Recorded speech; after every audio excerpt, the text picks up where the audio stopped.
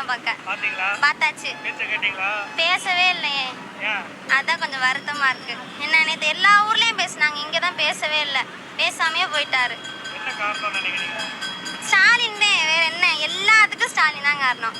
முத என்னது கரூர் பிரச்சனை, அதுக்கப்புறமா ஜனநாயகன். அனைவருக்கும் வணக்கம். நீங்கள் இதுக்கு முன்னால் ஒரு வீடியோ ஒன்று பார்த்தீங்கல்ல, அந்த வீடியோவில் பாருங்கள், ஒரு பொண்ணு வந்து விஜய் வந்து தனது ஊரில் வந்து பிரச்சாரம் பண்ணிட்டு போகலையா, அமைதியாக போயிட்டாராம் வேன்லே. அதுக்கு யார் காரணம் அப்படின்னு கேட்டால் ஸ்டாலின் காரணம். என்ன ஏன் இது நாடு, எவ்வளோ பிரச்சனைகள் நம்ம நாட்டில் இருக்குது. உங்கள் தலைவர் வந்து பேசாமல் போனதுக்கு தளபதி தான் காரணம், ஸ்டாலின் தான் காரணம்னு எப்படி சொல்கிறீங்க?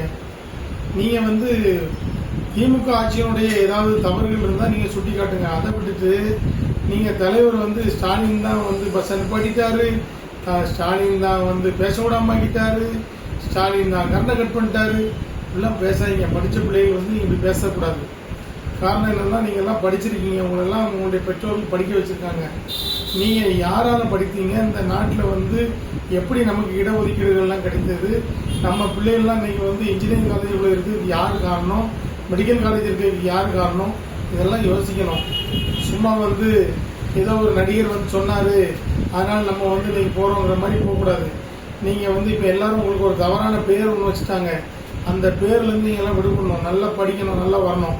நீங்கள் வந்து ஒரு நல்ல படித்தவர் இந்த நாட்டை ஆள வரட்டும், சந்தோஷம். ஒரு நல்ல படித்த ஒரு ஐஏஎஸ் அதிகாரி உங்களை வழி நடத்தட்டும், நன்றாக இருக்கும். ஆனால் ஒரு கூத்தாடிக்கு பின்னால் சென்று நீங்களுடைய வாழ்க்கையை வீணடிக்காதீர்கள் என்று கூறி விடைபெறுகிறேன். நன்றி, வணக்கம்.